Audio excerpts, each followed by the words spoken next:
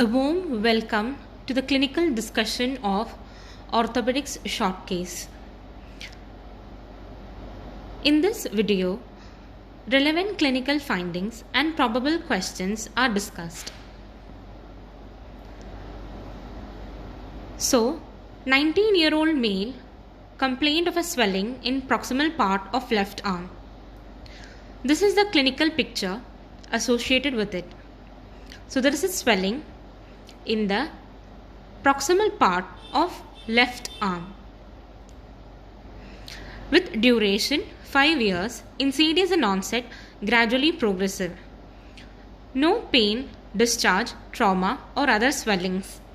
No constitutional symptoms. No relevant family history and also no sudden increase in size. So, we are starting the case sheet with chief presenting complaint. As previously mentioned, we are again writing swelling in the proximal part of left arm since 5 years. History of presenting illness, that is HOPI. The patient has developed swelling in the proximal part of left arm, which was insidious in onset and gradually progressive, and there is no association with pain. So what's our conclusion or inference from this information? That is the onset, the gradual progression and no association with pain. So the swelling is likely to be benign because of chronic in nature and painless. It also excludes infection and inflammatory cause as these swellings are acute in onset and painful. It's not malignant also. Why? Because of their malignant swelling are gradual in progression and no sudden increase in size also. No history of discharge. It excludes infection. There is no other swellings and also presence of other constitutional symptoms like fever and weight loss, which excludes the malignant change. So past history, treatment history and family history and also personal history. There is no significant history to be mentioned and general examination and vitals are normal. So taking back to the clinical picture, this is the clinical picture in which the patient has presented. Please note the site of the swelling. There is in the shoulder, the contour of the shoulder is maintained. There is no deformity as such and the swelling is just below the shoulder joint. So we are confirming the site to be it is arising from metaphysis of upper end of humerus. So the DD from the history can be 1. A simple bone cyst, and the points favoring to the simple bone cyst are common site of occurrence. Next is osteochondroma, and the reason or point to be favor of osteochondroma are because of the site. Osteochondroma are in metaphysis in origin, they are painless and most common tumor. Osteosarcoma third. The reason or the point in favor is because of the site. Now the local examination. In this picture you can well inspect the contour of the shoulder and the shoulder joint and the swelling. Now the proper exposure, we are starting the local examination with proper exposure of the upper limb. Inspection, the swelling. The site is metaphysis of upper end of humerus. Shape and size 4 into 3 into 1 centimeter. Avoid swelling. The surface appears is smooth. Point to be noted, surface on inspection appears to be smooth. The skin over the swelling, as you can well inspect from the previous photograph, is normal and there is no scar. That is, our inference are no discharging sinus, redness, edema, which excludes the signs of infection. It also excludes osteosarcoma because osteosarcoma swellings are tense, glossy, redness in the skin and dilated veins. So as previously mentioned, there is no deformity to the shoulder joint and the contour of the shoulder is well maintained. There is no wasting of muscle around the swelling. On palpation, there is no local rise of temperature, tenderness, ulcer or sinuses, which excludes the sign of infection clinically. Details of the swelling: size, shape are same as previously mentioned. The surface, a point to be noted here. Surface on palpation is non-nodular. Margin from the image is well defined. So our inference is it is a benign disease. Now talking about the consistency, if the swelling is hard, it is likely to be, or it is a bony swelling, likely to be or more suggestive of osteochondroma. If the swelling is variable from soft to hard, that is, some region are soft, some region hard, on palpation it is suggestive of malignant growth.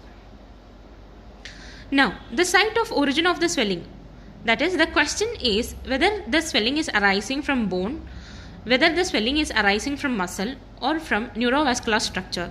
How do we know that? So, we ask the patient to contract muscle corresponding to the swelling. In our case, it is deltoid. If the muscle is less prominent, our inference is the swelling is deep to the muscle.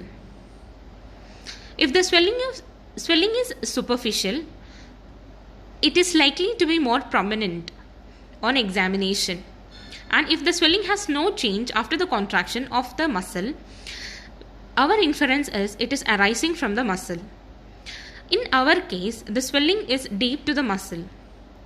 Fixity to the surrounding structures. If the fixity is in muscle, it produces weakness, that is abduction, a point to be noted here. Deltoid, the abduction movement is affected.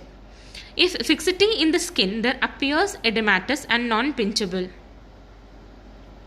If fixity to the neurovascular structures, according to our case, the pulsation of brachial artery, radial artery will be affected. If it infiltrates to the nerve or effect on the pressure effect in the nerve, wrist drop is the result. So, in our case, there is no fixity to the muscle, skin or neurovascular structures, or we can also say that there are no pressure effect. No other swellings elsewhere. So the next question that we are likely to get is, how will we proceed or manage the patient? Answer is by investigation, that is by X-ray. So these two pictures are X-ray of the shoulder joint.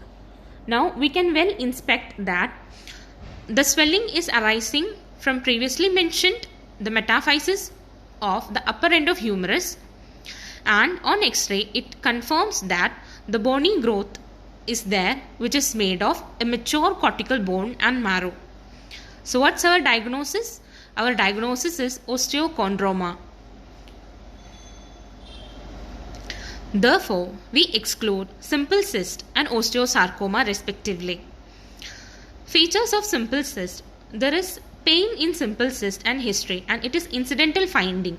The patient is likely to be present ache and pain, vague complaint with simple cyst if the patient is coming. On X-ray, simple cyst is visible as a well-defined radiolucent zone in metaphysis or diaphysis of the bone. Talking about the features of osteosarcoma, the signs of malignant change in the history is well excluded, and on X-ray, osteosarcoma is visible as eroded lesion, periosteal reaction and sunray appearance.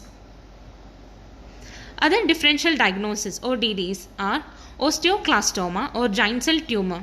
Since the most common is the site is epiphysiometaphyseal in origin. It is expansile, eccentric and epiphyseal. Other one is aneurysmal bone cyst. That is, the features are sudden increase in size and the painful swelling. So the next question is, why do we take an X-ray? So, to confirm the diagnosis and to plan for the treatment. Since we are confirming the diagnosis as osteochondroma, not osteosarcoma. We are confirming our diagnosis as osteochondroma. The treatment is wide excision, including the periosteum over exostosis. Now, the osteochondroma are two types, sessile and pedunculated. And we are excluding the pedunculated type because in pedunculated type, it have stalk. In sessile, there is no stalk, as we can see that in the given picture, there is no stalk. It is directly arising from the bone. So, if we compare the size of the swelling in the clinical picture and the size of the swelling or the bony growth in X-ray, there is wide discrepancy between them. So why is that? Because the swelling in the cartilage component is not visible in X-ray. Extra tips: it is good to have a thorough knowledge of muscle and their nerve supply, as the questions from there as expected. And last question, what are indications for the surgery? The indications are if there occurs a complications like adventitious bursitis with pain, local rise in temperature, fever, pressure effects, that is compression on neurovascular structures, mechanical obstruction to movement, fracture base and malignant transformation. In our case, the chance of malignant transformation is 1% or less than 1%. So thank you, and please share your views in comments.